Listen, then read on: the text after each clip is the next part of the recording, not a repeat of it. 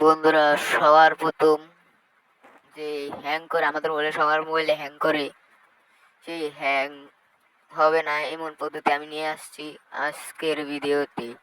তো চলুন শুরু করা যাক, আর লাইক সাবস্ক্রাইব করতে ভুলবেন না।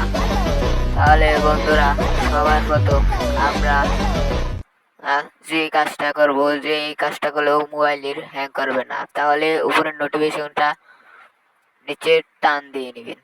প্রথম আমরা টান দিয়ে নেব।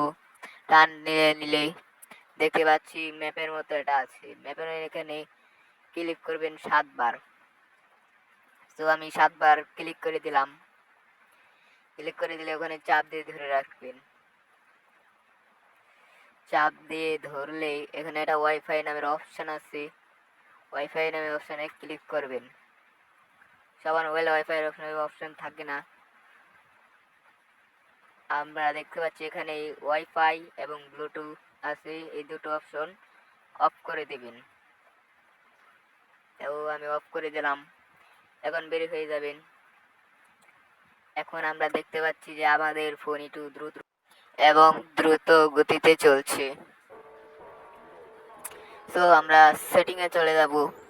দেখতে পাচ্ছেন সেটিং, এই সেটিং এ ক্লিক করবেন। এর উপরে যে চার্জ বক্স আছে এখানে শুধু লিখবেন DV, D E V E, charge দিয়ে দিবেন।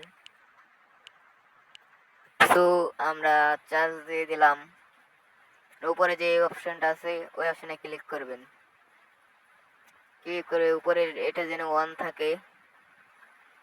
আমরা সবার নিচে চলে যাব।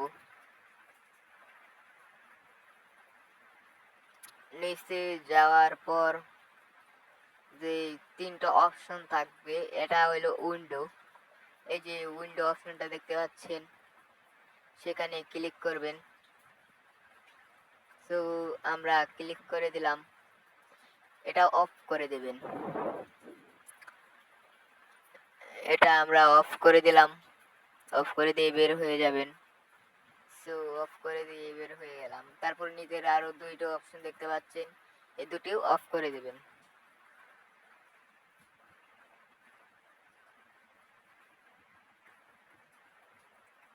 অফ করে দিয়ে সো এখান থেকে অফ করে দিলাম। অফ করে দিয়ে বের হয়ে যাবেন এখান থেকে। এখন আমরা বের হয়ে গেলাম।